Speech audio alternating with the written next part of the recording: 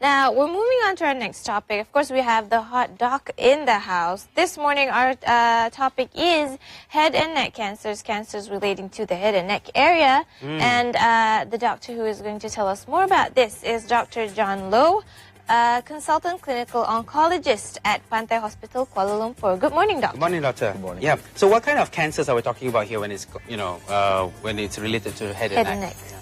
All right. Well, the most common cancers that we see in the head and neck region, it's what we call squamous cell carcinoma, which is the cancer that's arising from the lining of the oral cavity and throat and the head and neck area. So almost 90% of them are squamous cell cancers. So when we talk about head and neck cancer, basically we are lumping all types of cancer below the skull, the brain. Yeah? So anything below the brain, the eyes, the nose, the salivary gland, thyroid, throat, the ears, these are all considered cancers of the head and neck area. We are actually showing some very graphic pictures, so we like to advise viewer discretion for those who are fainting at heart. So what are the usual causes of these cancers in the head and neck region? Yeah. The most common cause, of course, is smoking. And Number one? Yes, number one on the list. And alcohol abuse. All right, so these are the main causes. But in the local setting, the other problem is bitter nut chewing, which can lead to oral cancers and tongue cancers. Yes, and certain occupation like carpenters and all that, the wood dust as well can lead to certain type of special kind of nose cancer called adenocarcinoma. And the other one that is very prevalent in our local population, especially the Chinese, is the nasopharyngeal cancer. And the etiology of that cancer is still unknown, but it's postulated that it could be multifactorial, many reasons. But it could be due to diet, for example, consumption of too much salted fish, preserved vegetables, and it could also be genetically linked. It runs in the family, and that kind of cancer is usually very specific to certain ethnic group, and especially in our local population, to the Chinese, especially of Cantonese descent or dialect group. Yeah. Okay, and how does one actually detect these type of cancers? As you mentioned, it could be related to your occupation. So if you're exposed to that on a daily basis, how can you actually... Are there any symptoms? Well, the symptoms of head and neck cancers can be very subtle. For example, just take nasopharyngeal cancer, because it's deep down inside the nose. It's actually at the back of the nose, the first part of the throat, the nasopharynx. You can just present with symptoms like nose block, and without any other problems. Or sometimes they have some blood in the phlegm, where they would tend to ignore it. So until they present with some swelling in the neck or some hearing loss and all that, and then they will start to consult the doctor. So majority of the time when we see patients with nasopharyngeal cancer, it can be very late in their presentation, stage 3 and stage 4 disease. So, but the thing is that different cancer at different region will present in a different way. So if it's a cancer in the tongue, you may have an ulcer that doesn't heal. So don't ignore it. Go and see your doctor. It may be something wrong. Or you have hoarseness of voice that doesn't go away. So please look for your doctor. All right. So it can present with something with symptom, and early detection is the most important thing. So it depends on where the cancer is, and the symptoms can vary. So. Can smoking actually cause more than one type of cancer? Oh, yes.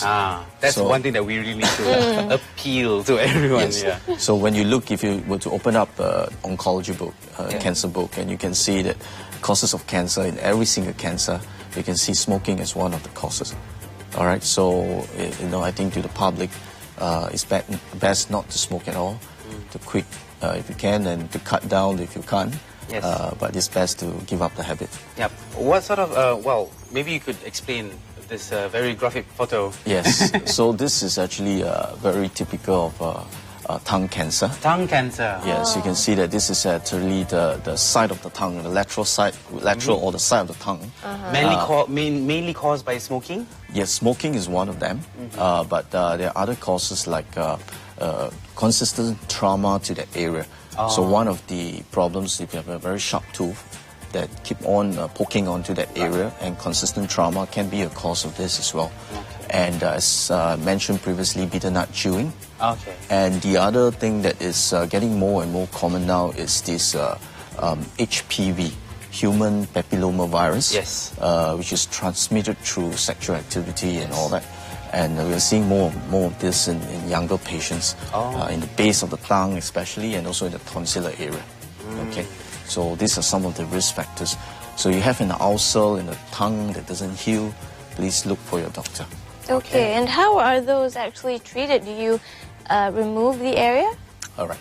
So the treatment depends on which part of the head and neck area the cancer is. And usually if it's in the oral cavity, which is the tongue, the lips and all that, if it's early disease, we try to take it out with surgery. And further treatment will depend on how advanced the stage is. So, but other cancers like nasopharyngeal cancer, which is at the back of the nose and all that, it's very difficult to do operation. So we tend to treat them with radiotherapy and sometimes with combination with chemotherapy. Right. So what advice would you like to share with the audience out there, especially the public, in terms of how you can actually what can you do to actually reduce your risk of developing cancers? Avoiding it. I think... Or avoiding it entirely, of course, yeah. Well, the first thing to do is to change your lifestyle, okay, and get rid of the smoking habit and cut down on alcohol consumption, not too much of it, and to avoid places that are people smoking, secondhand smoke. All right, this is something that actively we can avoid. Bitter nut chewing, if you can, try to don't do that, because you know that can cause tongue cancer, oral cavity cancer. And if you have any dental problems, sharp tooth that is constantly giving problems, please look for your dentist. Right. Keep good oral hygiene. It's very important.